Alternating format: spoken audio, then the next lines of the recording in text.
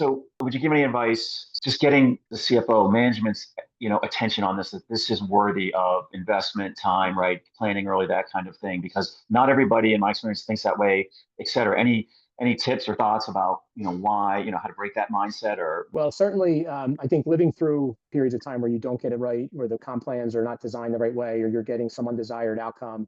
If you don't learn the hard way, I'm not sure how you're going to learn. But most CFOs should understand the magnitude of how important this is, and what can happen if you get it wrong. I mean, it's just for a lot of things we've already talked about.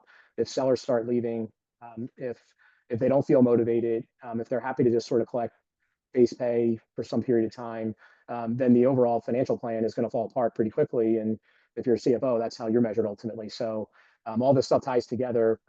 And yeah, I think for the most part, most CFOs probably understand this is one of the most important things. And it's one of the things that over time I've tried to get closer and closer to, particularly the administrative aspect of it and what can happen if you don't get that right.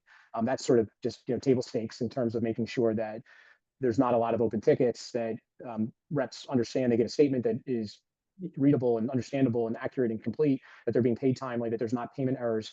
Once that stuff starts happening, and we've gone through different periods where that stuff kind of spiked for different reasons and complexities, then you really start to lose the hearts and minds of the sellers. And they're it's kind of just basics, but they're not focused on what they need to be focused on, which is selling. We know they have a hard job as it is, and if they're spending time on administrative tasks, there's only so many hours in a day.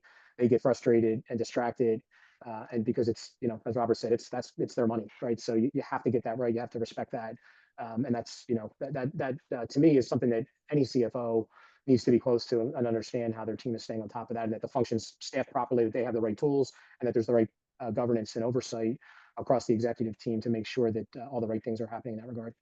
Yeah, in my career, maybe I've just been extremely lucky in the sense that the CFO always had a vested interest in comp. Number one, to Dennis's point, if a salesperson doesn't do what you need him to do, then the CFO won't make their target either. The second part is the CFO is, of course, interested in what is the cost going to be because it can't be a runaway train.